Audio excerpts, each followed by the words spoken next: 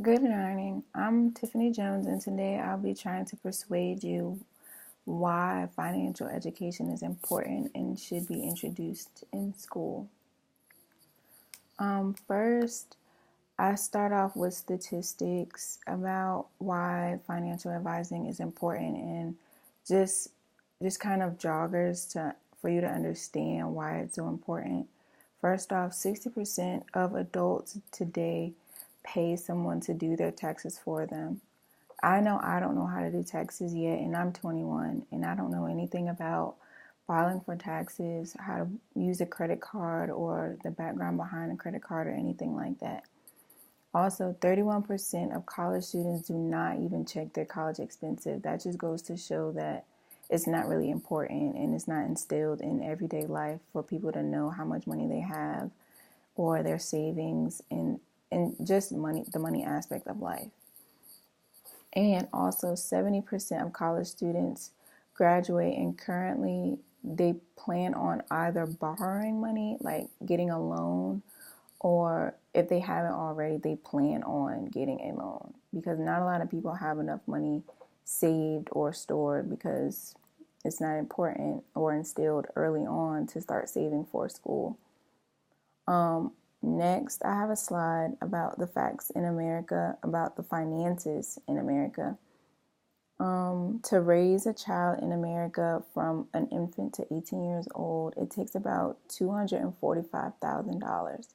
And that's probably just the bare minimum because I know a lot of parents that go above and beyond for their children. And I'm pretty sure it's way above that this day and age. And that was in 2013.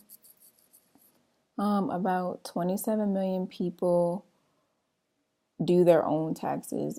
That's not really, it sounds like a lot, but it's really not compared to how many people we have in the United States altogether.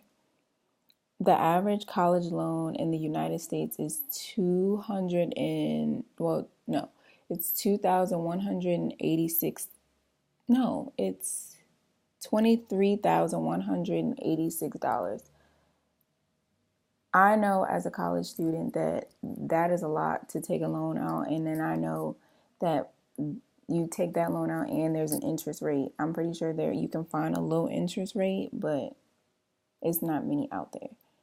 How to improve this downfall and handicapping us and just the ignorance that we have to the importance of how much money we have and to start saving and the financial aspect of life because everything costs.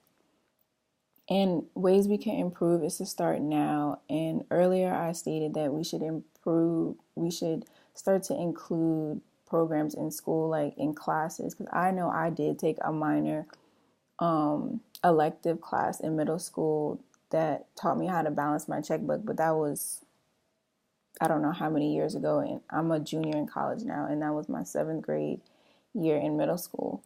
And that class it was teen living, and it taught me how to balance my checkbook, but it didn't go into depth how I needed it to because today I'm trying to buy a new car and I haven't even began with my credit. I don't have any credit. I don't have a credit card. I have no idea how credit works, how a credit card works, interest rates, or anything like that. But my suggestion is we need to start now because the clock is ticking, and before you know it, you're 30, about to retire, like 45, 50, about to retire, and you don't have any savings. Also, you should look into a financial advisor. I know my parents have a financial advisor. I'm supposed to go meet with him pretty soon to help me start to save and learn how to set money aside in savings and not touch it, or just for it to be a backup checking account, I would say. And I really am strong. I feel really strong about implementing it in early on in school, like from middle school and high schoolers, or even earlier as that, because you know the saying, children are sponges. So they would absorb that information so much easier and earlier on, and they would be able to use it longer. And so when they get to high school and get to college, it's automatic for them to save and just be smart with their money. But in conclusion, I would introduce financial education earlier, which will make children's lives so much easier. I know it will make my life so much easier if I would have learned it in depth more about it, and just in general, just how to use a credit card, what the background of a credit card is. It's the amplitude of things that you should know about finances. And again, because in the world we live in, nothing is free, and if it's free, it's not worth it. So if it everything everything costs money.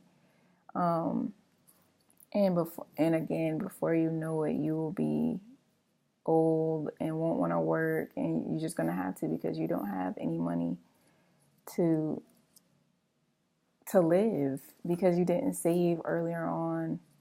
You didn't know about stocks, how to invest, anything.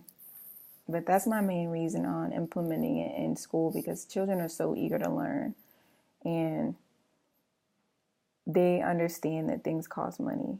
I know as a little kid, when the ice cream truck came around, I knew that I had money because my parents gave me money and an allowance so that I could go upstairs and find my money, and I knew to save it because I knew that I was going to want ice cream from the ice cream truck. But my last slide is money growing on trees. I know a lot more people other than me wish money grew on trees. But thank you. Have a good day.